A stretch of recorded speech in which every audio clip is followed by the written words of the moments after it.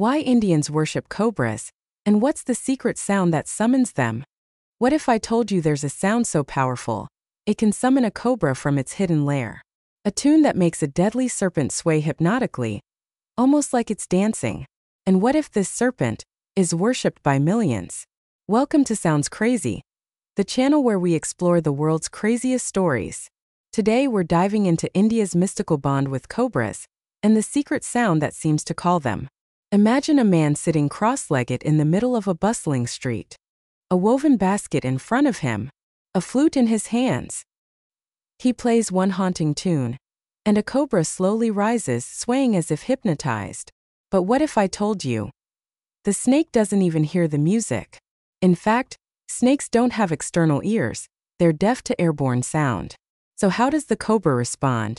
And what led to this mesmerizing tradition? Stay with us as we unravel the secrets behind this centuries-old ritual, and explore how music, myth, and illusion gave rise to the ancient art of snake charming. In many parts of India, the cobra isn't feared, it's worshipped. Every year during the festival of Nag Panchami, people across the country gather to offer milk, flowers, and incense, not to gods in human form, but to snakes. Specifically, the Indian cobra, one of the most iconic and dangerous snakes on the subcontinent. Why? It all goes back to ancient mythology, Hindu beliefs, and a deep cultural respect for the power of nature. In Hindu mythology, the cobra is sacred. It's said that Lord Shiva, one of the most powerful deities, wears a cobra around his neck, symbolizing mastery over death, ego, and time. Another mighty serpent, Shishnag, holds the entire universe on its many heads, serving as a cosmic throne for Lord Vishnu, the protector of all existence. In these tales, snakes are not feared as villains, they are guardians of wisdom, symbols of rebirth, and divine messengers between worlds. Over centuries, these spiritual beliefs didn't just remain in scripture. They seeped into daily life, shaping rituals, music, and sacred practices. Out of this belief system emerged the tradition of snake charming, a ritual over 2,000 years old. The earliest references appear in India's Vedic texts, where snakes or nagas were seen as divine symbols of fertility and cosmic energy. And from these roots came the snake charmers, also known as Saperas. Nomadic mystics who weren't just performers but cultural custodians. They belonged to tribal communities rich in oral storytelling, dance, music, and spiritual connection to serpents. To them, the snake wasn't something to be feared or controlled. It was a being to be honored, a living echo of the divine. Now let's talk about that sound, the rhythmic music that seems to summon cobras from nowhere. It comes from an instrument called the Poongi, a reed wind instrument made from a dried gourd, with two bamboo pipes inserted at one end. Played by traditional snake charmers, its high-pitched wailing sound has become iconic in depictions of India. The melody it produces is nasal, repetitive, and hypnotic, instantly recognizable and deeply symbolic. Some even say Lord Shiva's third eye opens to the sound of the Poongi. That's how deeply sound and serpent became spiritually entwined, and why snake charming wasn't just entertainment. It was ritual, healing, and a form of spiritual dialogue with death itself. But here's the twist. We know cobras can't hear the music, they're deaf to airborne sound. So what makes them come out and dance? The answer is not in sound, it's in movement, vibration, and instinct. Cobras don't respond to sound, they respond to movement and vibration.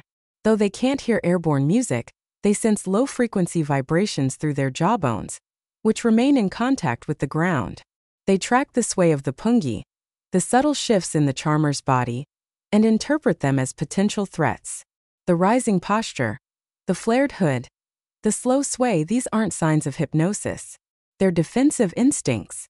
Sadly, in many performances, cobras are defanged, or worse, have their mouths stitched shut, a practice both illegal and cruel. Some are kept in dark baskets for days, so when finally exposed to light and movement, they appear disoriented or entranced. But not all charmers rely on cruelty. They don't control the snakes, they read them. Many learn to understand a snake's body language and use their own movements to stage a carefully choreographed encounter. Their true skill lies in showmanship, knowing when to move, how to blow the flute, and how to sell the illusion. Some even insert coins or pebbles into the Poongi to mimic a natural rattle, triggering a stronger defensive display. To the Cobra, the scene feels hostile. To the audience, it looks like magic. It's a perfectly staged psychological illusion, meant not for the snake but for us. In modern India, Cobra worship still thrives, but the practice of snake charming is rapidly fading. In 1972, the Indian government passed the Wildlife Protection Act, making it illegal to capture, own, or use snakes for performance. Overnight, thousands of snake charmers lost their livelihood. But here's what's often overlooked. Many of these communities, like the Sapera tribe, were more than entertainers. They were custodians of ancient knowledge, oral music traditions, herbal medicine, and rare folklore, passed down through generations. With the ban, these traditions began to vanish. Today, only a few performers remain, often using puppets, props, or symbolic dances instead of live snakes. And in rural festivals, the Poongi still plays, not to command cobras, but to preserve a vanishing art form, to echo a craft silenced by law, but still alive in memory and rhythm. So the next time you hear the haunting sound of a snake charmer's tune, remember, it's not just music. It's a doorway into centuries of faith, illusion, and cultural memory. Cobras don't hear it, but we do. And for thousands of years, that sound has stirred awe, fear, and wonder in the hearts of those who listened. This is Sounds Crazy, and we just decoded the most mysterious and craziest duet between man and serpent. Like, subscribe, and comment below if you've ever heard the Poongi, or if there's another crazy story you want us to uncover next. Till then, stay curious, and keep it crazy.